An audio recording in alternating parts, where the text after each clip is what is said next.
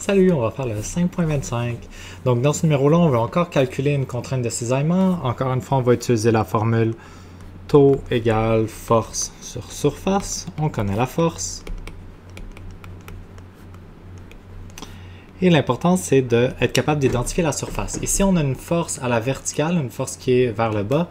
Vu qu'on cherche une contrainte de cisaillement, il faut que la surface soit parallèle à la force. La force est vers le bas, donc on a besoin d'une surface qui est à la verticale, elle aussi. La surface qui va nous intéresser ici, c'est la surface qui vient serrer le cylindre, comme ça. Fait que si je redessine mon cylindre, ici, le cylindre il est encastré dans une plaque, comme ça.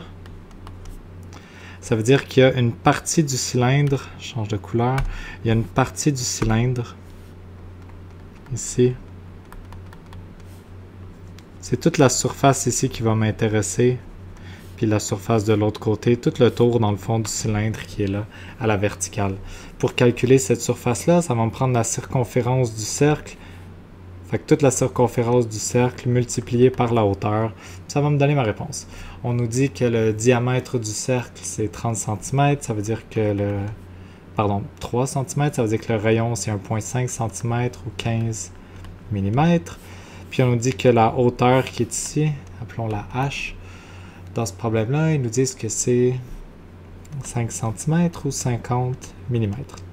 Donc pour calculer la surface, je vais faire la circonférence, 2 pi r, multiplié par la hauteur, c'est la surface d'un cylindre. Ce que ça me donne, c'est 2 pi fois 15 mm fois 50 mm. Et comme surface, ça fait 4712 mm². Maintenant, si je veux calculer la contrainte, j'avais déjà commencé ici, je divise par 4712 mm². Et des newtons par millimètre carré, ça va me donner ma réponse, 0,743 mégapascal. Et voilà. Si jamais j'avais voulu calculer la contrainte normale ici, avec la force vers le bas, la surface qu'il aurait fallu considérer pour calculer la contrainte normale,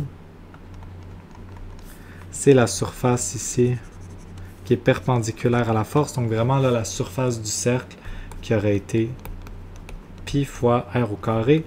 Ça aurait été pour calculer sigma, la contrainte normale, mais c'est pas ça qu'on demandait de faire dans la question. Donc c'est complété pour le 5.25.